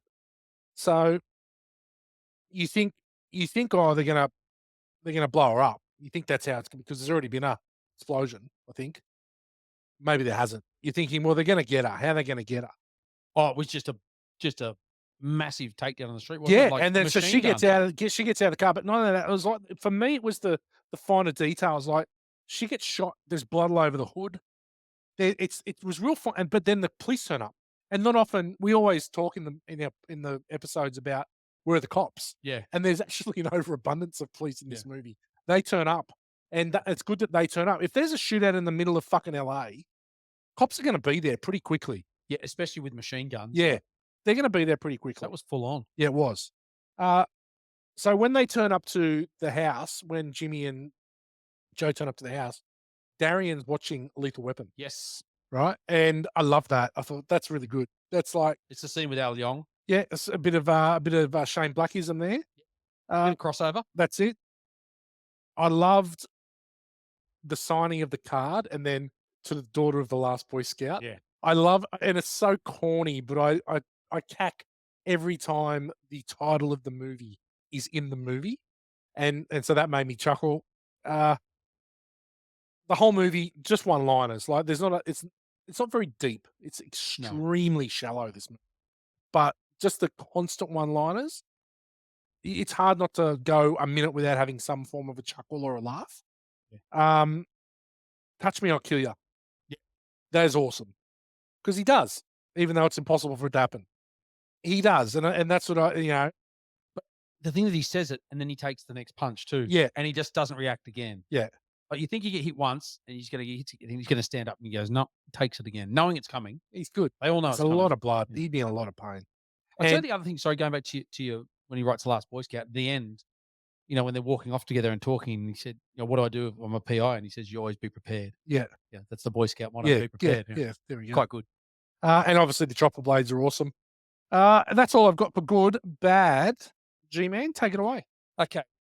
I don't know if I found this good or bad. I had it in my bad. It was, and I touched on it before, was the dark theme and backlighting to every scene, especially at the start. Now at the end, when he's talking, they're out in the park. It gets a lot lighter, but there's a lot of darkness in the start of the movie, and I sort of looked around to understand that there wasn't much online about why they did that or whether that's a director's choice. Tony Scott, it is definitely a director's choice. Tony Scott he's got a very, if you look at all these movies, there's a very similar look to all these. There's a lot of that. There's a lot of darks. There's a lot of contrast. There's a lot of uh, murky and hazy. Yeah. He's got a very similar look. If you look at all these movies, they all look very similar. Yeah, I found it a bit odd because this opening of the movie, it's in the rain, they're playing the ball game. Yeah, So it's gonna be dark, but it's not that dark. Like there's floodlights on over that yeah, you game. can't see. It's and you can't see a thing. And it just sort of is a stark contrast to what it would be like. Yeah, I mean, we've played under the big lights at 10:30 AM. Um, we have, we have. I mean, Look, I also had the 3 tackles before he gets shot. Why wouldn't you just shoot? The sleeping in your car. Um, I had also when Milo sticks a knife, and did you see that bony knife that he stuck into his leg? It's about 15 yeah, centimeters yeah, long. He sticks it straight into his thigh, yeah, and then he kills him. He goes through the blades. yeah, Then he gets up and dances the jig. I was yeah. like, "You're not dancing a jig You're with that." bleeding out. Yeah, you're with that thing through your leg. You're Yeah, not dancing a jig. yeah, There's no way. Um, when Jimmy throws the football and hits Fat Morgs in the head, yep. Uh-huh. Yes. he it hits him square in the forehead. Big Ray Walton. Yeah. It hits him in the forehead, and then the next His thing, nose is broken. and when you look at it, it hits him square in the forehead. Yeah, But yeah, just a bit of continuity. Jimmy seems to take the death of his girlfriend pretty lightly. mate. Yeah. Well, mate, let's be serious. Like, sure, Halle Berry's a 50 out of 10, but he's banging 1,000 birds, that guy. Yeah, well, he said, I'm Yeah, nailing anything that moves. yeah, I'm just drinking and nailing anything that moves. But I just don't get that after they go to the police station, and very oddly, they interview both of them, they go, "Oh, okay, you're free to go." yeah, They'd keep them there for a long time, interviewing them, I would assume. yes, But then let him go, and he's like, "Okay, let's go get the killers." There's no hysteria, there's no crying. It just seemed very, yeah, very easily taken. yep. That's it for mine. Okay, I've got a few. How does Joe not realize his best mate's car is parked outside his house when he turns up? It is parked directly opposite his car. That is true. He's such a good detective. Yeah, how does he not realize that? Yes, That's that's a annoying. good one. That's That annoying. is really annoying. There is so much smoking in this movie. Yeah, well, he was a mad smoker, wasn't he? There is so much Bruce Willis smoking back in at this that movie. time. Um, Chelsea Ross plays another over the top Weasley bad guy Yeah. with shit teeth. Like, how fake are his teeth? Yeah. He does. It's a good role. He does He's sort of good play at that it. weasel. Don't Yeah. get me. He's good at it, but he the annoys. same sort He's of, just yeah. the same guy again. Uh, Jake the Hitman, who is one of the bigger guy when Joe and Jimmy first get pulled over and he puts the C4 in the boot of his car and Yep. they shoot it to open it and it blows up and they get down the hill. It's a dead set wig. The big fella's wearing a dead Oh, set really? ponytail wig. And it is so bad. Go back and have a look. It is one of the worst wigs you'll see in cinema. I'll It's have to awful. check that out. Darian. Darian shits me to tears. She comes good, but she shits me to tears. Yeah, The daughter. She's got fucking attitude. she's got a lot of attitude. Jimmy's hats, you had them in good. They're horrendous. All of them. Every hat he wears. I don't know why you'd wear beret style hat with a big tail. But then if you're wearing Again, $650 leather jeans, I guess that's again, the he's thing. got the red Jut Smith. Yeah. He's got the red Jut Smith, which he's running like. Come on, move on. Terrible hats. There's no way that anyone survives the cliff drive. Two cars go off the cliff. They're in a convertible. Yeah. There's no way any of them survive that. Darian is going out of the car. Yep. I don't know how Milo survives. Like, Yeah, he's he's in the pool and they shoot. and He he shoots shoots 6 bullets into it. shoots 6 bullets. Now, he could have been on the other side. I take that. Yeah, But there's no way he's surviving that. They're not there. They're not gone in a minute, and there's no way that he gets out and they don't see him get out of there. no, I find that really odd. yeah. They just rock into the Coliseum armed to the teeth, Yeah, they just get through security. and Hey, Mr. like, Dix. I get this is pre 9/11, but I'm sorry. They've got trench coats on, hats on. They look dodgy, Oh, they look massively dodgy. and the security just lets them into the VIP area. And he says, but he just goes to, I'm going up to see Sheldon Marcone. Yeah, The other thing is, if you pull a guy's running out to play a game and you pull a gun on him, yeah, shotgun. he's going to run out to the field and go, there's a guy back there, a deranged guy with a And shotgun. they do. He does later when they're on the field. Yeah, when they're on the field, but surely you don't just run and It's funny you mention that because I've got him in here as dickhead lineman. Big Ray Walton is his name. He Razor. annoys the shit out of Yeah. me. Terrible dancing. The jig on the lights Yeah. stage is terrible. And it's you've gone you've gone you've got an hour 45, hour 44, breakneck, and then it's a really lame happy ending. Again, like a lot of movies, it wraps up really quickly. You know what it There's should a have. lot of stuff done in the last 5 minutes. Do you know what and it's almost a carbon copy ending to The Nice Guys, where they decide let's go into business together. Yep. Right? Let's be PIs together. It would have been this would have been a better ending if it did the Die Hard ending, where they finish in the Colosseum and she goes, "Oh, I'll get a dog," and that's the ending. Yep. We don't need to see that Darian's now calling him sir. We don't need to see that him and Jimmy are best mates and that they're now he's had a shave and a shower and he looks normal. It would have been way better. The ending being, "I'll get a dog," Yeah, right when they're and outside that's the it at the game, yeah. Colosseum. Yep. That's the end of the movie. Okay, that's it for me for bad. I do have a few uglies. Okay, go for it. I didn't have anything ugly. I've covered everything Okay, pretty much in bad. all right. Well, I've got a few uglies, G-Man, and rarely do I have a ugly, but in this I've got a few. Ugly. Mike is an absolute shitbag, banging his wife, and then tries to get him killed. Yes. He's the worst of all mates, He's not great. right? He's the worst of all mates. Shelley Marcone dating Corey? Please. Yeah, that was a really odd Please. part to the movie. They There's used to date. that I get that then that's how she got the information. I get that's the link, That's the link, but it's not plausible. but there's no way she's banging him. No way. Like unless she's unless he's Well, paying, she's unless an Trump exotic and Stormy she's an Daniels. exotic she's a stripper, Yeah. so maybe he's paying her. Maybe she's got money. I don't Eh, know. or- That's the or- only way. 'Cause he's a million years older than her. Yeah. Jimmy can't spell bomb. Yeah, I think there's the funny joke in there.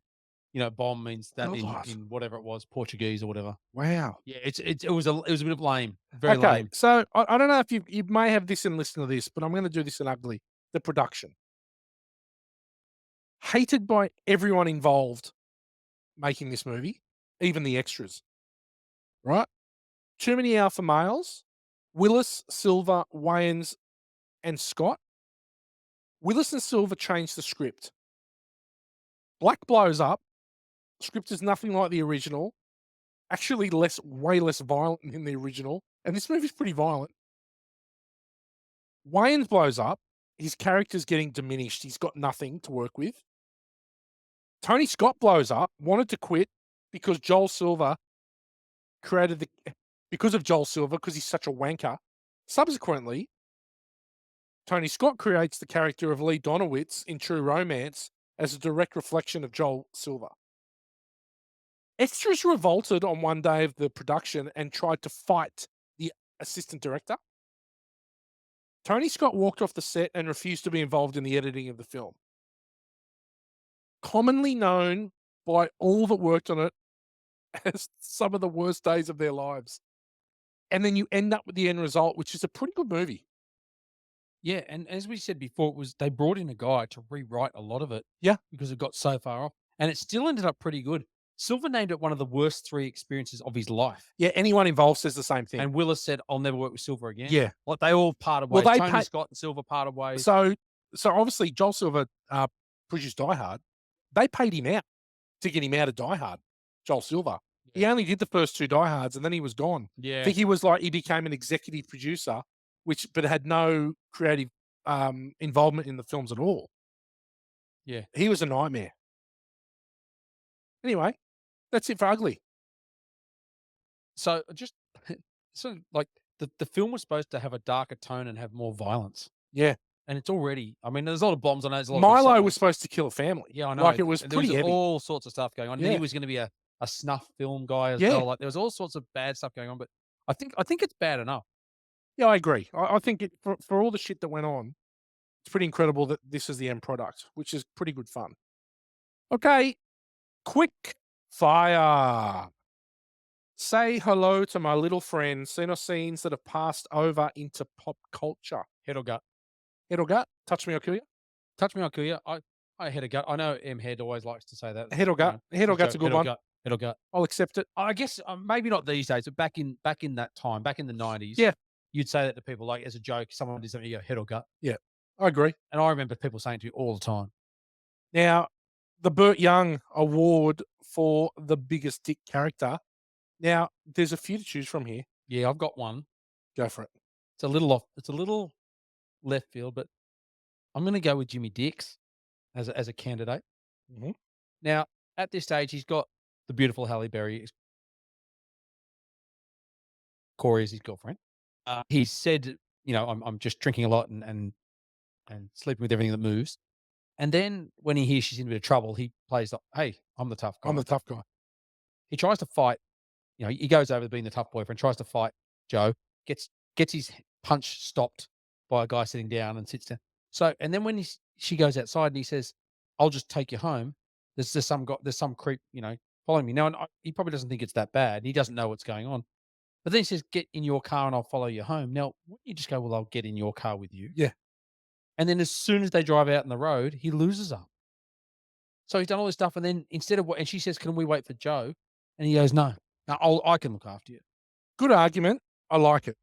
Now, I'm willing I'm to not saying he's the no, no, worst no, of the no, movie. no, no. I'm just throwing it up there. I'm gonna throw these ones at you. Mike, the best Oh, mate. Mike, of course. Milo or Milo.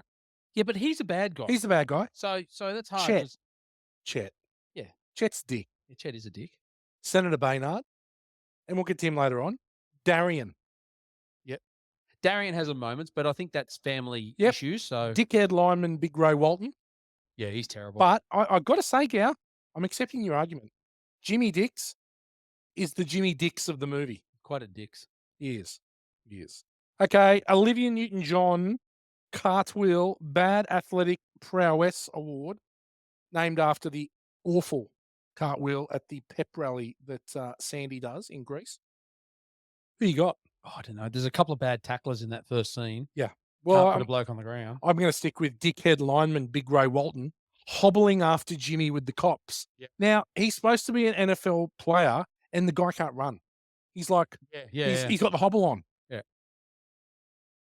He's also my Morgs alike, Yeah, well, he's fat more. which I think we covered earlier. Aliens, Robot Sentries, extra scenes. What do you got? I don't know if there's any extra scenes you need. Oh, for I this. got one. Okay, what's yours? Halle Berry strip scene. Yes. Okay. There might have been a bit of that left on the cutting room floor. Mate. Maybe Tony was like, "Keep going, Hallie. Yeah, that's keep a going. personal collection. Keep going. Keep going." Yeah, that there had to be. Yeah, that you're right with that. The other girl's in the cage has got a Norks out. Yeah, Halle she Berry's did. got stars on her nipples. Yeah. Incredible. Incredible body. Yeah, the girl at the start too that gets dragged out of the pool. with Yeah, Big Ray. there's a few Norks. She's straight out of the pool with no top on. Yeah. Yeah, I don't know if there's anything you need to see. They kinda cover the first 15, 20 minutes covers all of the backstory, Yeah. really. Yep. Okay. The Brad Pitt Award, person you'd most like to lie down Halle with. Berry. Hey, there we go. And of course, Halle Berry. This is probably the easiest one we've It's the had. easiest one. Now you've already given up, and I think we've both got Big Ray Walton as the Morgs alike, Yep. as Fat Morgs. Yep. There's not many others. No. The other henchman with Chet, I was like, you just killed him. He's a skinny Morgs. He's a bit of a skinny Morgs. Yeah, he Yeah, is. he's got a bit of a head like Yeah. Morgs. Honk. What about Senator Baynard if Morgs, like, cut his hair? Oh, I gotta Yeah. say, Yeah, Chelsea Ross. yeah. Yeah, you're right. Morgs got some big choppers. He does, and they're shit too. Morgs sucks. Does sucks. Okay, well done. That's pretty good. Listen to this, G-Man. Take it away. All right. I've got some questions for you, Whitey, and listen to this. Now, I I like could have put this. them there. There's a few you may have looked them up, so let me know. Let me know to pass if you've heard these. But the word "fuck" is used a lot in this movie. Yeah, I have looked it up, but I don't know. I think is it a let me sort of is it 102 times? 102 times. Yeah, I thought you it was. that I've one. got it in my notes, but I hadn't looked at them. All right. What is the body count in this movie? Body count. Body count. 30. Very good. Close. 27. Wow, I would have. It 27. seems like there's a lot more than that. Yeah. Does that count the dogs in Shelley Marcoons? I felt sad for those dogs. Yeah, shit dogs. Doberman Pinschers suck. I know, but they were just sitting there. Innocent bystanders. Innocent bystanders. I wonder, do they count the guy that's going to shoot him when he tells the jokes in the alley, and then he shivs him in the neck with the. Oh yeah, broken arm. I think they count him. Does he die? He 'Cause- definitely dies. That's jugular. Yeah, because he was lying on the ground. He didn't. God, he's ugly, that guy. Yeah. I mean, if you're going to go kill a guy, you're not going to stand around and listen to his jokes, are you? Well, surely he's just putting the bullet in him. Yeah. Joe Hallenbeck is physically assaulted a number of times in this movie. Can you tell me how many times? Oh God. Okay, I haven't looked that one up. Physically assault 12 times. You said you hadn't looked it up. No, that was a guess. Really? You should have just told me. No, I Okay, seriously I'm gonna haven't double looked that up. How many times was he physically assaulted in the face? It's, How many times was he hit in the face in this movie? 12 times. No. He was hit 7 times in the face, 3 times in the back of the head, once tasered, and once stabbed. Okay. Now, how long do you reckon this movie goes for? Like, what time period do you reckon it's over? It's not long, I reckon. I reckon it's like 3 days. I reckon it's 3 days. Yeah. He takes a hell of a pounding in 3 Mate. days. He got CTE. Yeah, definitely. He Well, let's think about it, because the first day, and then Corey gets killed on the first day. I reckon it's 3 days. I think it's about that. Yeah, that's a lot to happen in 3 Yeah. days. He gets beaten up a lot. They squeeze a lot in. Look, another little one for you guys at the end. You may have looked this one up too, Whitey, but when Shelley Marcone takes the case home and they're giggling, Yeah, he's taking the wrong case, and Yeah. then it blows up. Yeah. Yeah, they see it from a distance. yeah. You know this one? No, I don't. Super unbelievable, but yeah. Super unbelievable. It's the same explosion that was in The Last Action Hero. They used the same shot. Well, that's another Shane Black joint. Yeah, little tidbit for you. Okay, I like it. As we said before, the working title for this was Die Hard, because before becoming a standalone film, the screenplay was written as a draft for Lethal Weapon 2 and Die Hard 2 that went unused. And then they end up using this script, which got changed around. Yep. A fair bit. Yeah, cool. Well done. Any more? No, that's it for now. Okay. We've done a lot of mine. A lot.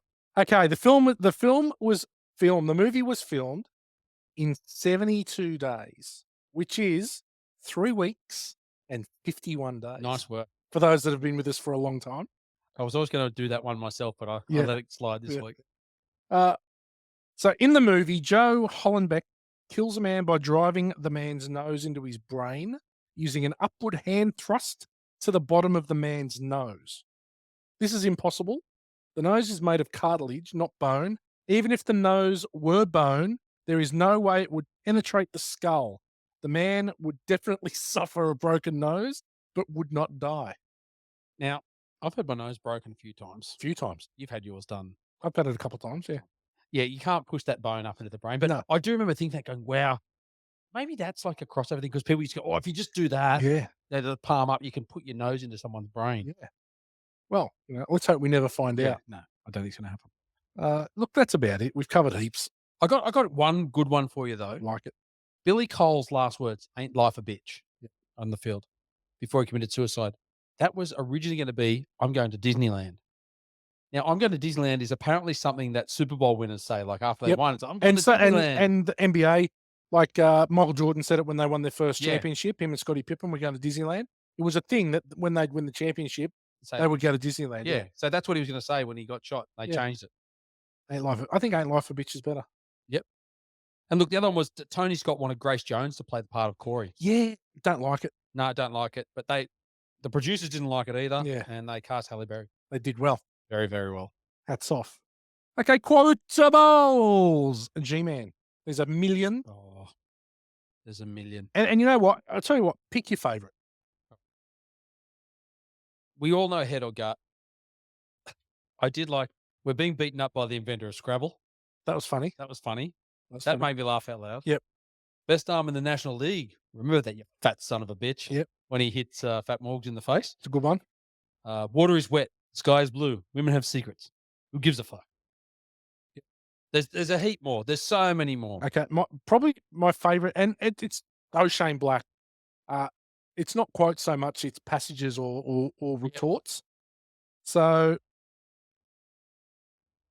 my God, Mike on the phone says to Joe, "What'd you do last night?" Joe, "I think I fucked a squirrel to death, and I don't remember." But I lost it. I lost it. I think that was fucking so funny. I think I fucked a squirrel to death, and I don't remember. Uh, It's good. And then Jimmy Dix, "I figure you got to be the dumbest guy in the world. You're trying to save the life of the man who ruined your career and avenge the death of the guy that fucked your wife." Very funny. What about Jimmy Dix? Okay, what would Joe do at a time like this? He'd kill everybody and smoke some cigarettes. Yeah. Yeah. Oh, the other when they're at his house, and he says, when Jimmy gets up, he goes, "Where are you going?" He goes, "I'm going to the bathroom. Do you want to come?" Doc said, "Don't lift anything heavy." Yeah, that was funny. You think you're the cool you think you're so fucking cool, don't you? You think you're so fucking cool. Well, just once, I'd like to hear you scream in pain. Play some rap music. Yeah, he's very good at Yeah. the old dry comeback. Very, very good. All right. There's a million. Watch the movie, you'll see them. 1 Degree of Kurt Russell. I didn't have anything for this. Have you got anything? Yes, I do. Joel Silver produced Executive Decision. Yes. Yeah. Okay. That's right. We have said that before. I And a think. good movie, Executive Decision. good movie. Very well worth watching. Film score for F-Wits. Now, we've mentioned this guy numerous times already. It was almost the death of this movie, but Joel Silver, the producer extraordinaire, uh, one of Hollywood's most prolific producers, obviously left a massive mark on the industry, both good and bad. But his career spans over 4 decades, known for effectively revolutionizing the action genre. Really was the king of the buddy cop and the action comedy. Uh, he didn't make just for all his films are spectacles. Like they're all over the top. He really had a thing. It's a bit like the Bruckheimer, the Jerry Bruckheimer and whoever he did his films with. You always knew what you're going to get when you saw produced by. You knew what you were Yeah. in for. Yeah. But he had some massive movies, obviously like Die Hard, Lethal Weapon, and The Matrix were box office gold, like huge movies that he produced. But if you listen to this, if you go through his list here, and this is just between 79 and 96, The Warriors in 79, 48 Hours 82, Brewster's Millions in 85, Weird Science in 85, Commando in 85, Predator 87, Action Jackson 88, Roadhouse 89, Adventures of Fort Fairlane 1990, Demolition Man 93, Executive Decision 96. They're all massive films. Yeah. And look, actually, they're not all massive films, but they all fit the bill for what he did, right? And even Adventures of Ford Fairlane, which is a comedy, Oh, I remember Morgs. Loved that it's a funny movie. movie. It's It's funny, and Morgs like, "What's this Andrew Dice Clay? What's this guy?" he Andrew Dice Clay is funny. I listened to one of our brethren, Joe Rogan, interviewed Andrew Dice Clay on his podcast, and you need to listen. I think I've told you before. You need to listen to it. Yeah. It's 2 hours of Andrew Dice Clay just licking himself out. He's the first to do this. I did this. I was the first guy to do that. Because of me, this guy did this. And he just does not Oh, stop really? giving himself a Oh, rap. see, I don't wanna listen to it now. No, you do need to listen to it.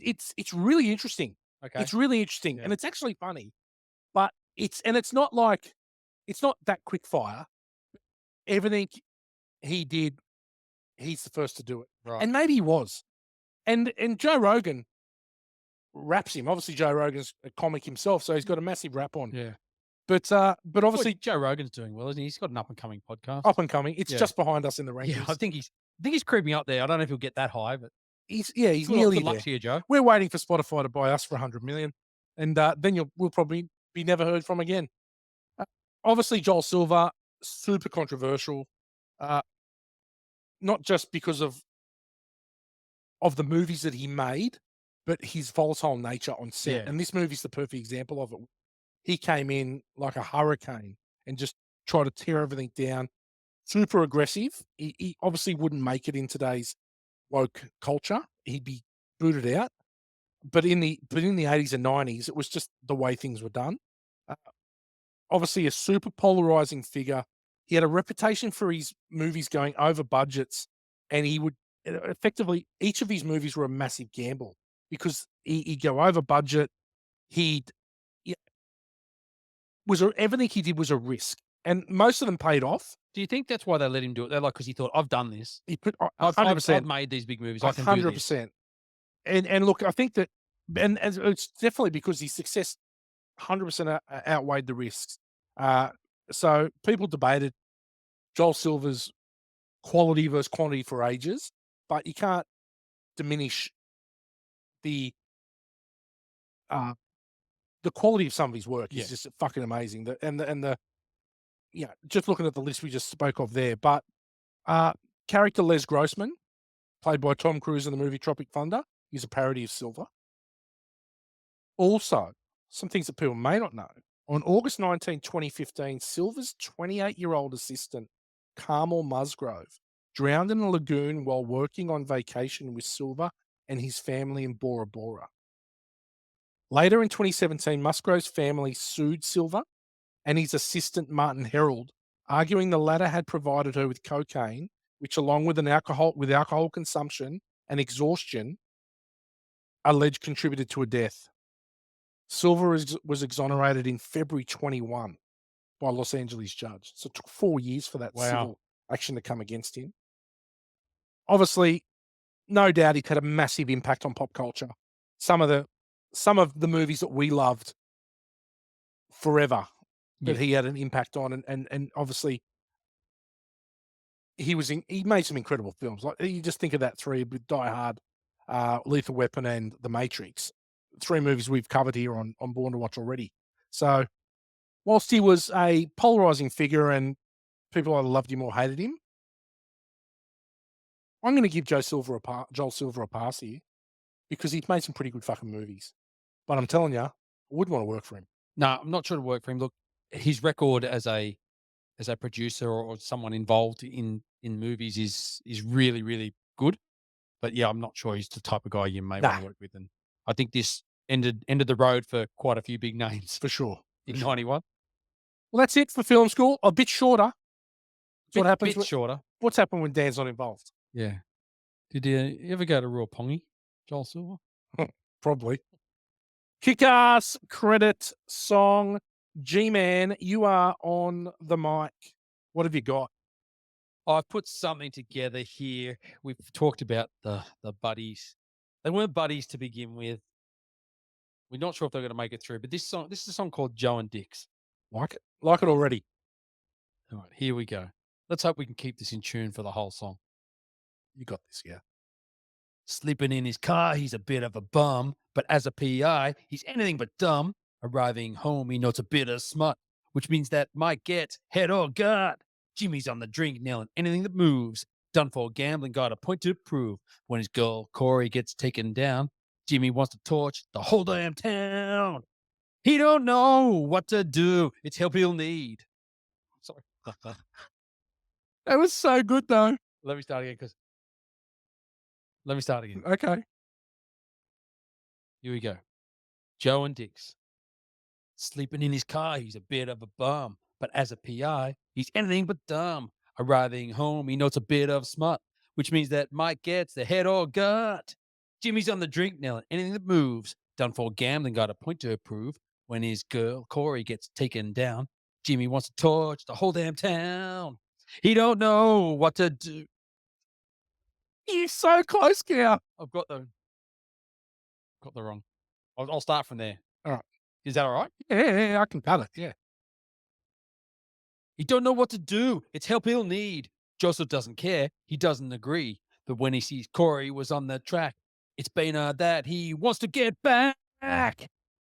Joe and Dix, one is old and bitter. The other one's racking up in his shitter. Both want to end on Marcon's bad guys. Will they become best bud PIs? Joe and Dix trading bums and zingers. Thought they'd won, but Milo lingers. You shouldn't mess with the ex-copper, cause he'll see the working end of a chopper.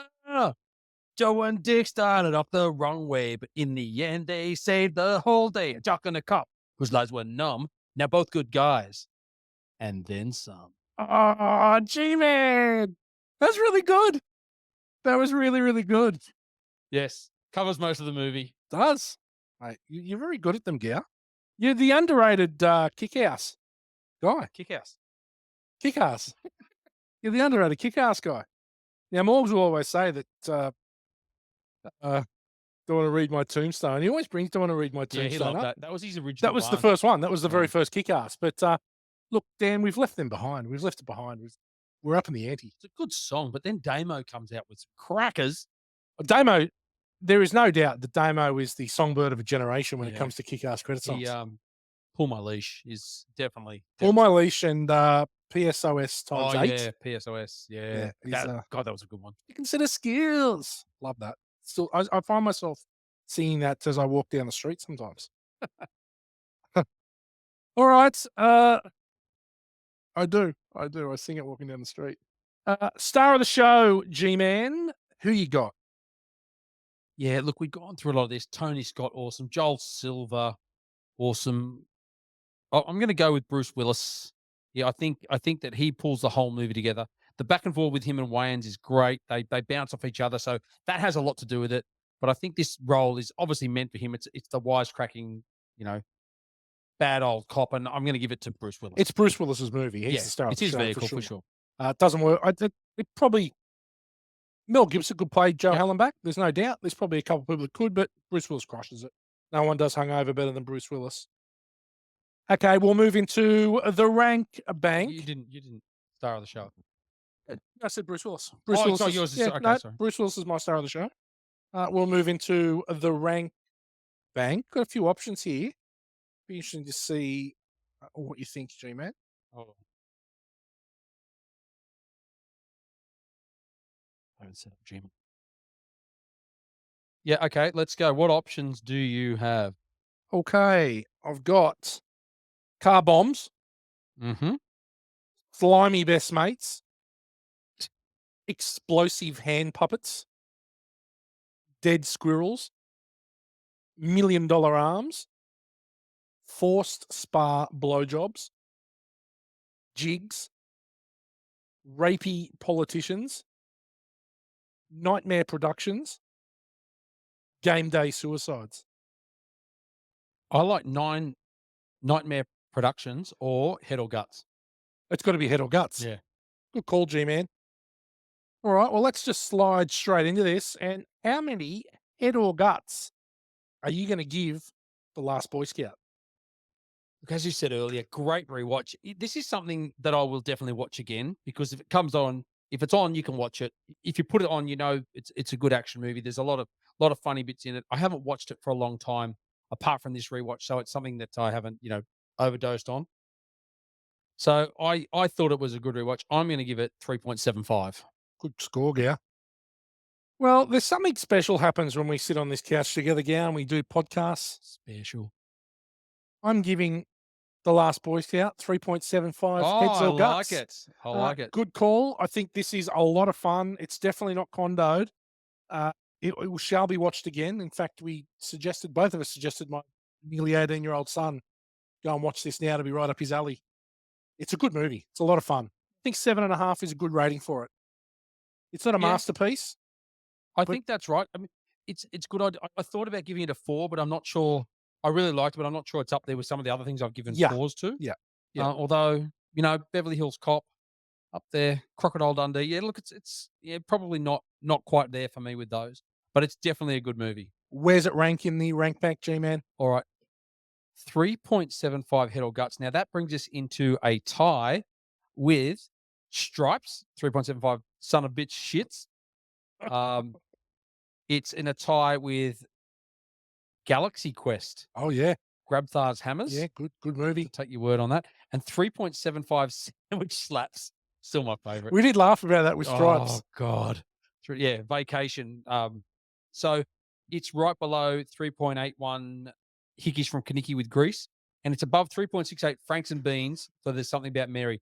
So it brings us into equal. Does have an equal spot there. Anyway, we'll leave that. Okay, cool. Well done, G-Man. If you loved The Last Boy Scout, what are you gonna love? Uh you said it for the other, is it the other guys The or the Nice nice Guys. guys? I've got The The Nice nice Guys. guys. That's a good bit of slapstick. They're funny. Yeah, well, I think that The Nice Guys doesn't happen without this movie, Yeah. and it's almost a carbon copy of this movie, but set in the 70s. Yeah. And, in fact, I think The Nice Guys is a better movie than this.